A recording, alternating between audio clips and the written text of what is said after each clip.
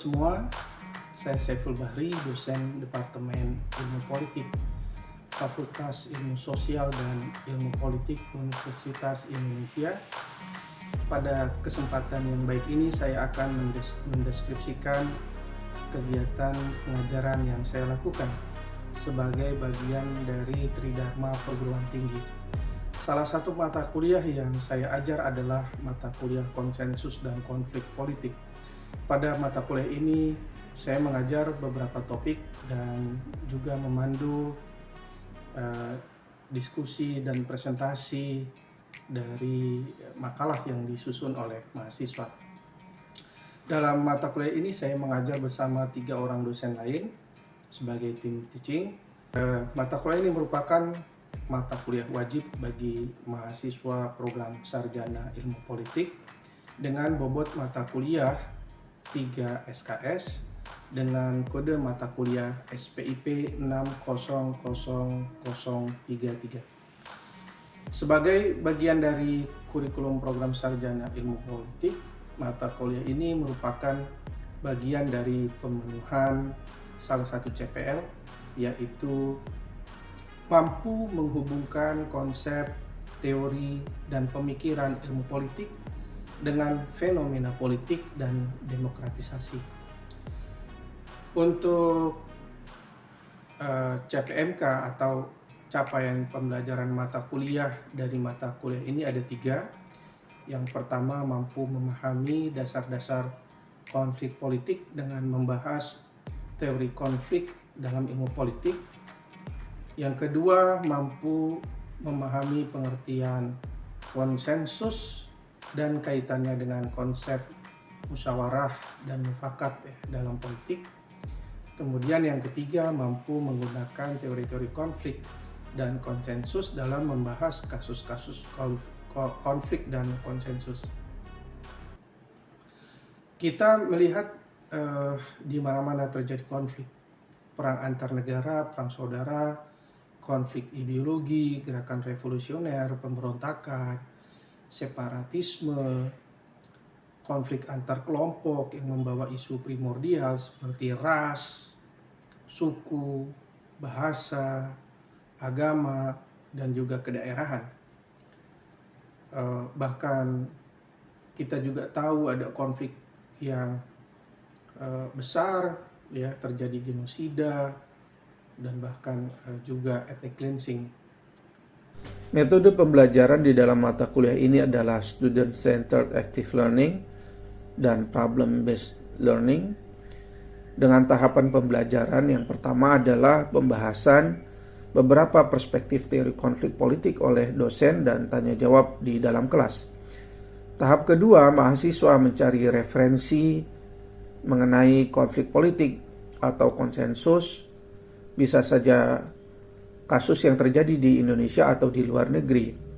Dan untuk menentukan topik penulisan makalah, mahasiswa berkonsultasi juga kepada dosen pengampu mata kuliah.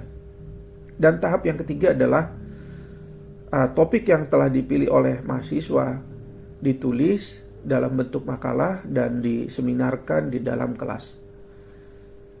Dengan demikian, satu rangkaian perkuliahan dalam mata kuliah ini, mahasiswa mampu memahami konflik politik dan dapat menganalisisnya berdasarkan perspektif teoritik. Penilaian di dalam mata kuliah ini terdapat 4 komponen.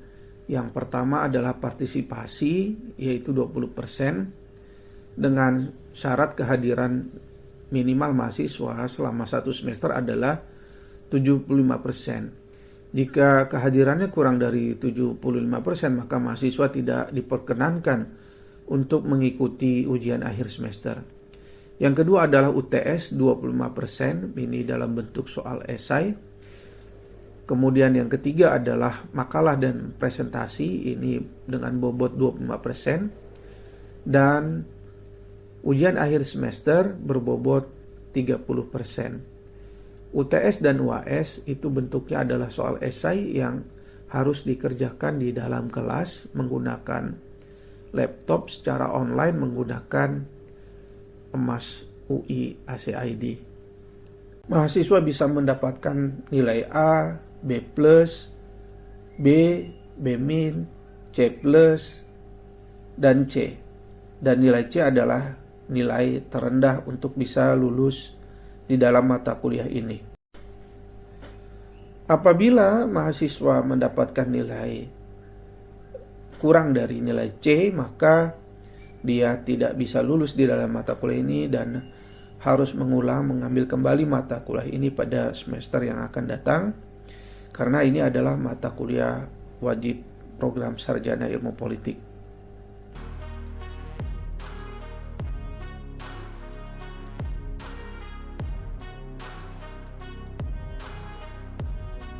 Selamat sore. Pada kesempatan kali ini kita akan melanjutkan perkuliahan kita dengan topik pada hari ini adalah sentimen primordial dan konflik politik. Pada perkuliahan hari ini kita akan membahas konflik dalam perspektif yang berbeda dibandingkan Marx di minggu lalu. Clifford Geertz itu memandang konflik kelas Marx itu terlalu sederhana. Ya, Marx membagi masyarakat itu hanya menjadi dua kelompok, ya, kelas burjuasi dan kelas proletariat. Clifford Geertz, ya, itu pengelompokan hanya dua itu terlalu sederhana, ya, karena di dalam masyarakat ternyata pengelompokan itu tidak hanya dua, tetapi bisa juga terjadi pengelompokan yang lain, dan tidak selalu juga pengelompokan itu selalu disebabkan oleh ikatan-ikatan yang muncul disebabkan oleh hal-hal yang sifatnya material. Kesadaran kelas di antara kaum buruh, ya, sebagai prasyarat terjadinya revolusi pun tidak selalu terbentuk. Geertz berargumen dengan membahas, ya, mengenai negara-negara dunia ketiga, negara-negara yang baru merdeka, yang lepas dari kolonialisme, ya, menghadapi banyak sekali persoalan ketika mereka membangun suatu negara bangsa yang baru. Kemerdekaan sebagai suatu kondisi yang lama dicita-citakan, ya, diperjuangkan, tapi setelah tercapai kemerdekaan itu justru malah terjadi konflik di antara mereka. Nah, ini kan satu hal yang menarik. Nah, dan itu bukan disebabkan oleh faktor-faktor material. Nah, Geertz berargumen juga bahwa ada ikatan selain kelas yang membentuk solidaritas yang sangat kuat dan menimbulkan konflik di banyak negara.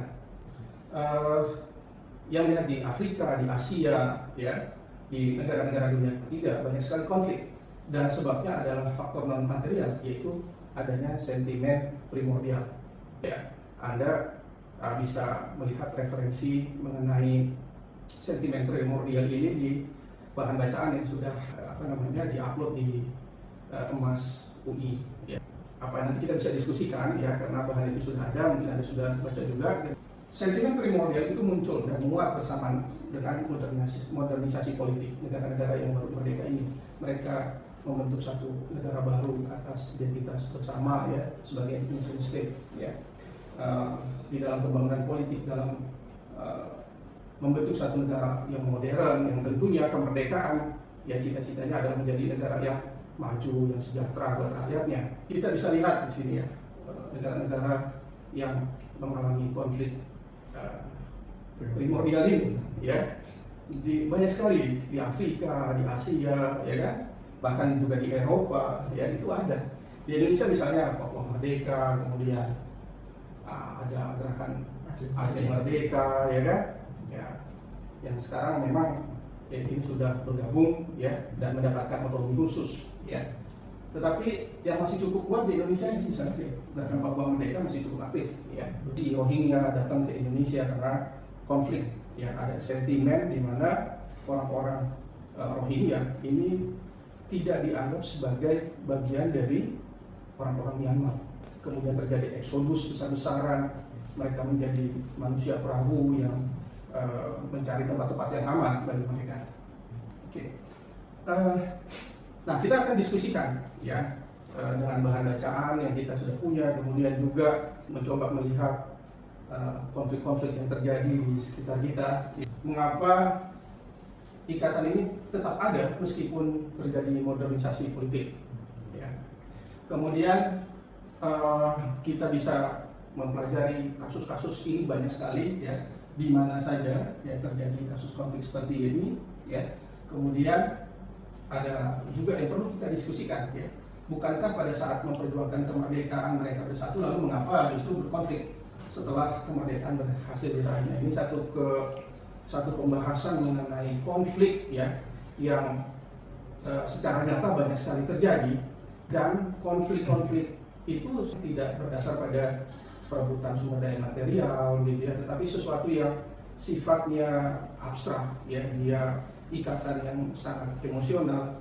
Nah, kita sendiri mungkin masih memiliki identitas sebagai kelompok etnis tertentu, agama tertentu, gitu ya. Padahal kita sendiri sudah mengalami pendidikan, ya kan, kemudian modernisasi lebih terbuka, tetapi identitas-identitas yang bawaan sejak lahir ini itu tetap melekat pada diri seseorang.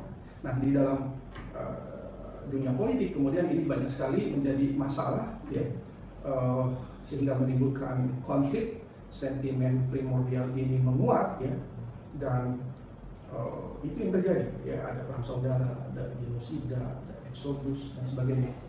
Nah, bagaimana menurut kalian setelah Anda membaca, ya, ada yang bisa menyampaikan? Silakan. Mas, mau yang mungkin yang pertama ya, Oke. yang ikatan primordial itu bisa kayak yang dibilang Ben Anderson ya, kalau misalnya itu tuh kayak imagine communities gitu ya, jadi berbasisnya nasionalisme gitu. Nah, itu biasanya ikatan primordial itu kan nggak kelihatan ya, tidak kasat mata, kayak ras, suku, biasanya sih suku ya, etnisitas tuh yang paling gampang banget disenggol, dan ras gitu. Kalau ras kan biasanya perilaku rasis ya, kalau etnisitas tuh biasanya perilaku spesifik yang terkait, misalnya kayak di Malaysia itu kan ada critical juncture-nya ya, jadi ada perilaku di antara etnisitas yang Tionghoa sama yang Melayu. Nah, jadi dia bentrokan tahun 1960-an tuh.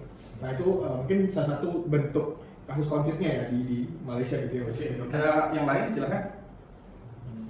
Untuk konflik primordial atau saya yang belum disebutin tadi, saya ingat ini kasus suku atau etnis Uighur di Cina. Karena kalau di Cina atau Tiongkok kan mereka memang secara demografi etnisnya Han ya, Han Chinese. Nah, sedangkan kalau Uighur kan kalau lihat di peta ini paling kiri kan, paling ya 3T gitu istilahnya, jadi lokasi para etnis Cina Uighur ini, dan pemerintah Cina itu melihat etnis Uighur ini sebagai ancaman karena selain ya udah etnisnya beda dengan warga Cina yang lain, terus mereka juga kepercayaannya juga beda terhadap Muslim kan, terus yaitu mereka tempatnya di daerah yang terluar, paling tertinggal gitu kan, jadi mereka dari dulu memang banyak kelompok separatis, dan itu bikin konflik yang bisa dibilang konflik primordial.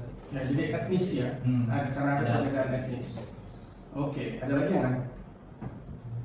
Mas, mungkin yang kasus konflik yang di basis ikatan primordial tuh bisa jadi dipicu sama sumber-sumber ekonomi yang dihambat atau diakuisisi sama etnis pendatangnya gitu. Jadi pengambil alihan, entah mungkin sumber daya yang dihambat atau misalnya kalah saing gitu lah. Gitu. Betul. Oke, jadi mungkin ada faktor-faktor ekonomi di sini. Betul. Ya. Tetapi yang muncul di permukaan bisa saja faktor primordial yang membuat solidaritas di antara mereka itu menguat. Ya. Jadi ada tumpang tindih memang, kadang-kadang ada persoalan ekonomi juga, ada persoalan primordial juga secara bersamaan. Nah itu yang menarik. Jadi tidak, mungkin bukan sebab tunggal ya, tetapi ada penyebab yang lebih kompleks. Ya. Tetapi konflik primordial ini menjadi menarik karena identitas primordial itu dia bisa begitu cepat menguat, mengeras ya, ketika kelompoknya itu merasa tertekan, ya, merasa tidak diperlakukan tidak adil, ya, seperti itu. Jadi memang dalam diskusinya, ya, sebetulnya penyebab utamanya ini faktor ekonomi atau faktor primordial, gitu ya. Nah, tapi kadang-kadang memang sulit untuk dibedakan, ya, karena kalau faktor ekonomi saja, ya mestinya hanya orang-orang yang terdampak ya dalam perebutan sumber daya material itu saja yang terlibat di dalam konflik. Nah, tetapi dengan adanya ikatan primordial, itu bisa membawa satu kelompok yang lebih besar, yang mungkin orang-orang yang terlibat di dalam konflik itu tidak secara langsung ya terkena imbas dari perebutan sumber daya material. Nah, itu makanya ada satu ikatan yang cukup unik di sini ya, yang di dalam ikatan primordial ini ya, yang sebetulnya ikatan ini begitu abstrak ya, tetapi dia bisa kuat sekali, cepat sekali ya, membentuk satu solidaritas kelompok. Nah, begitu. Oke. Kalau selain tadi di Malaysia, di Cina, di mana lagi? Di Afrika mungkin ada, di Asia ada. Saya di yang nggak jauh-jauh sih Mas, di Indonesia sendiri sih. Di Indonesia, betul. Ya, maksudnya kan kita dari tadi dua negeri, Ya. kita coba menengok negara kita sendiri. Mungkin kalau dari saya sendiri sih di kampung saya sendiri Mas, di Sambas. Oh, Sambas. Jadi, ini penyebabnya itu sangat sepele kalau kata saya. Jadi cuma karena konflik yang diawali dengan seseorang Madura itu tidak membayar biaya angkot gitu ke sopir orang Melayu. Nah, gotok-gotokanlah mereka di angkot itu, dan akhirnya menimbulkan korban jiwa orang Melayu, dan kemudian akhirnya meluas ke orang Dayak dan ke orang Cina, yang akhirnya menimbulkan pemburuan besar-besaran orang Madura di sana. Karena penyebabnya kalau menurut orang tua saya juga yang langsung melihat kepala orang Madura dipenggal gitu, ya itu karena memang perilaku kinship atau persaudaraannya si Madura ini memang sangat kuat. Mereka bertemu dengan orang-orang yang juga kinship juga sama-sama kuat, orang Melayu dan orang Dayak, dan bahkan mereka juga mencari gara-gara tanda kutip orang Cina yang mana ya ekonomi mereka juga kuat. Jadi 3 suku melawan 1 suku ya jatuhnya ya kalah gitu. Oke, jadi ini masih ada di sekitar kita ya, konflik primordial ini ya. Jadi meskipun sudah modern ya kan, sudah pendidikannya sudah maju ya kan, kemudian pemerintahannya yang sudah terbangun dengan baik ya, tetapi ikatan primordial ini masih kuat. Meskipun nasionalisme itu sudah tumbuh ya, tapi ikatan-ikatan lama, tradisional ya, itu masih tetap hidup ya di dalam masyarakat. Nah itu makanya mengapa setelah merdeka ini masih bisa terjadi konflik ya, padahal dulu berjuang bersama-sama untuk memperjuangkan kemerdekaan ya, tetapi setelah merdeka itu sentimen primordial itu justru muncul ya. Mungkin tadi termasuk juga ketika ada perasaan merasa tidak diperlakukan tidak adil ya kan, kemudian misalnya juga kurang terakomodasi ya di dalam pemerintahan ya, kemudian juga nilai-nilai budayanya itu tidak diakomodasi ya di dalam misalnya dalam bahasa resmi misalnya seperti itu ya, kemudian juga pembagian wilayah misalnya juga itu bisa menjadi satu persoalan ya yang mengakibatkan konflik ya di negara-negara yang baru merdeka. Oke, setelah tadi kita berdiskusi ya, selain ras tadi sudah disebutkan, kemudian suku, ada juga agama. Ini termasuk dalam ikatan primordial ya. Dan juga itu memasukkan kedaerahan ya, kedaerahan dan bahasa sebagai ikatan primordial. Kedaerahan kita bisa lihat gerakan pemberontakan ya, gerakan separatis ya, tidak diberikan otonomi yang luas. Mengapa ikatan primordial itu begitu kuat ya? Karena ikatan ini adalah terbentuk secara alamiah ya. Dia merupakan satu ikatan bawaan sejak lahir. Dia adalah given ya. Seseorang itu tidak membentuk ikatan primordialnya sendiri, tapi dia sudah mendapatkannya sejak dia lahir. Kemudian kesamaan identitas primordial ini membentuk nilai yang sama di antara mereka, dan juga rasa solidaritas yang kuat secara emosional ya. Nah, pada dasarnya ini tidak ada yang salah dengan ikatan primordial sebetulnya. Ada perbedaan, ada berbagai macam suku, ada ras ya, ada agama ya, ada bahasa.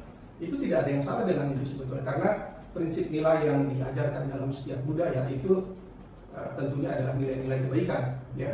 Nah, tapi konflik bisa terjadi di banyak negara, ya, karena bercampurnya solidaritas politik dengan solidaritas primordial, ya. Akibatnya mereka rela melibatkan diri mereka di dalam konflik politik, ya. Jadi ini juga menjadi masalah, ya. Kadang-kadang karena kuatnya sentimen primordial ini, ya, dia dimanfaatkan, ya, untuk kepentingan politik. Nah, tetapi yang kita yang mempelajari ikatan primordial ini, kita mesti mengetahui, ya, bahwa ikatan primordial itu bisa menjadi sangat sensitif, ya. Jadi pelajaran juga buat para politisi, jangan bermain-main dengan sentimen primordial, jangan dimanfaatkan untuk kepentingan politik pragmatis, karena dampaknya itu bisa sangat berbahaya, bisa menimbulkan konflik yang besar di dalam masyarakat. Oke, saya kira itu perkuliahan kita pada hari ini, dan jangan lupa bahwa Anda nanti memiliki tugas untuk menulis makalah dan presentasi. Salah satunya tema yang bisa Anda ambil di dalam penulisan makalah adalah konflik-konflik yang terkait dengan sentimen primordial seperti ini, gitu. Nanti topik-topik itu mungkin Anda perlu riset sendiri dulu, ya, mencari referensinya, dan kemudian ketika Anda sudah dapatkan bisa berkonsultasi, ya, dengan dosen topik apa yang akan Anda ambil dan permasalahan yang Anda angkat di dalam makalah itu. Oke, sampai ketemu nanti, ya. Oke, terima kasih. Assalamualaikum warahmatullahi wabarakatuh.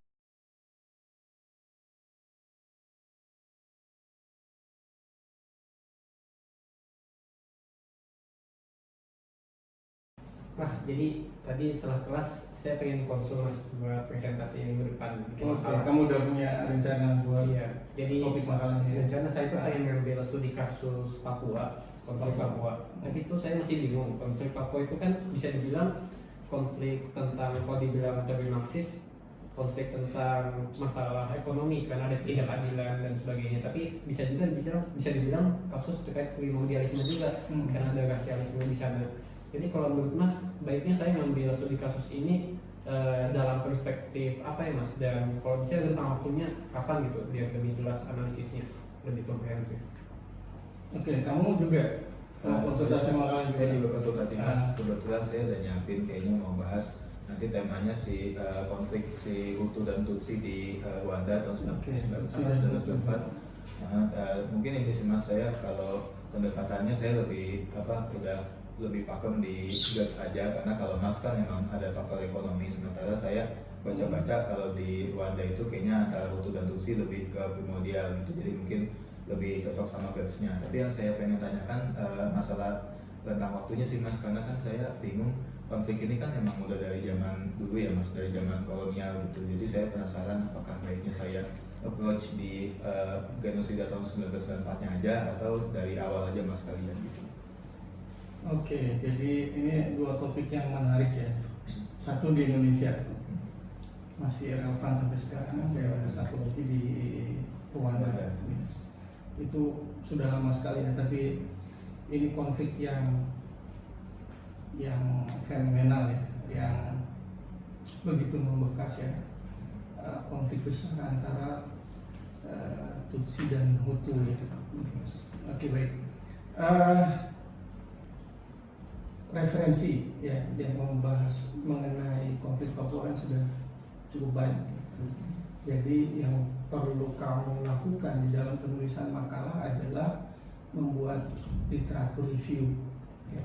Literatur review itu nanti kamu bisa mempelajari apakah di antara referensi itu, penelitian sebelumnya itu dalam perspektif ekonomi itu seperti apa, ya, dan juga di dalam perspektif primordial itu seperti apa. Nah, dari situ baru kamu bisa mempertimbangkan, ya, sebetulnya pembahasan secara akademik, ya, mengenai konflik di Papua itu apakah memang konflik ekonomi ya, atau konflik primordial, atau keduanya memang sudah berkelindang ya, sudah menjadi persoalan yang lebih kompleks gitu. Oke. Nah, kalau kamu tadi kan Hutu, Tutsi ya, ini kan konflik yang sudah lama sebetulnya ya, tetapi ini sangat menarik gitu. Periodenya yang juga panjang ya, sebetulnya ini kan dari masa kolonial, karena pemerintahan kolonial itu condong pada etnis tertentu ya di dalam pemerintahan, di dalam ekonomi gitu ya, sehingga ada kecemburuan dari kelompok etnis yang lain. Begitu mereka merdeka, persoalan ini muncul ya, sentimen etnis ini muncul. Nah, itu kan persis seperti yang dijelaskan oleh Clifford Geertz ya, seperti itu gitu. Jadi itu baik. Mungkin ya sama seperti tadi, kamu harus mencari referensi yang relevan ya kan. Kemudian juga bisa memahami bagaimana kelompok yang berkonflik ini bisa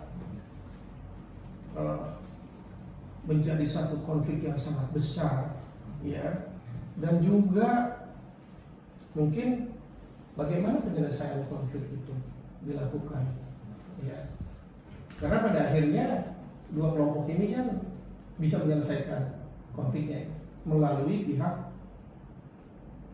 ketiga ya, ada peran dari negara-negara luar, PBB dan sebagainya untuk menyelesaikan konflik di Rwanda ini gitu. Jadi